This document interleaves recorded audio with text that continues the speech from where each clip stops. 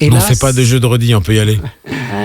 C'est la fin de la semaine, ça restera ancré en moi. Moi, je souffre un peu à cause de ça. Ouais, 7h30 le matin. Moi, j'ai mieux, moi. Toi, t'as mieux 6h, moi. 6h, on y va, aller. Voilà. Faites des compétitions pour mettre les gens plus bactères ou...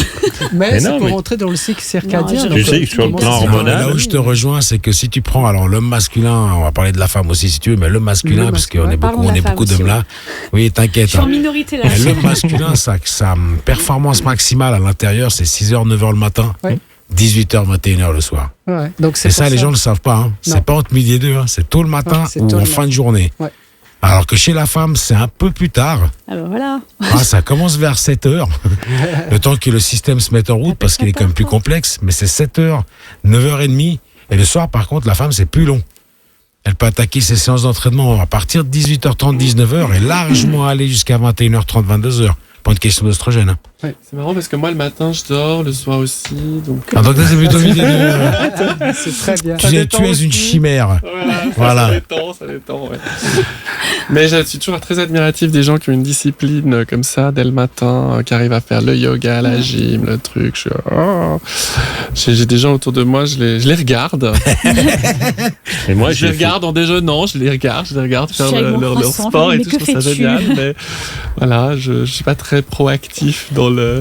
moi je te rejoins tout à fait, t'inquiète pas. Mais on sait que voilà, c'est nécessaire. On sait que c'est une bonne chose. On sait que c'est une très bonne chose. Moi j'ai fait vivre, je rebondis sur ce que tu dis, j'ai fait vivre des expériences à certains clients que j'accompagne qui sont... Et en fait, leur planning est géré par une personne extérieure. Et pendant un mois, ils donnaient comme condition à leur assistant ou assistante de planifier un rendez-vous avec moi en fin de journée. Et moi, je voyais arriver les gens. En fait, le corps était vidé en fin de journée. Vidé. Sur le plan énergétique, ça se voyait. Le tonus était pas bon. Voilà.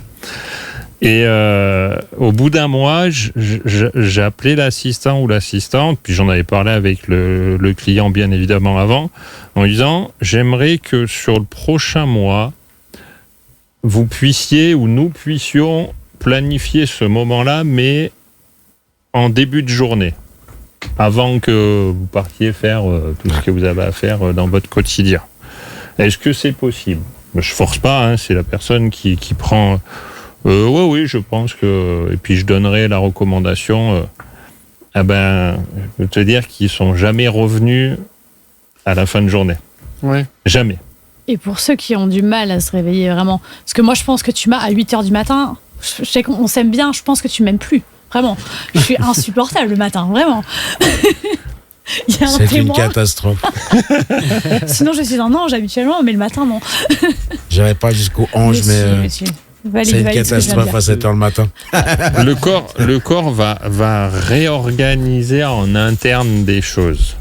Donc tu penses qu'en fait il faut forcer parce que quelqu'un qui en tout cas je propose de vivre l'expérience et d'essayer. Je ne pose pas, mais je propose.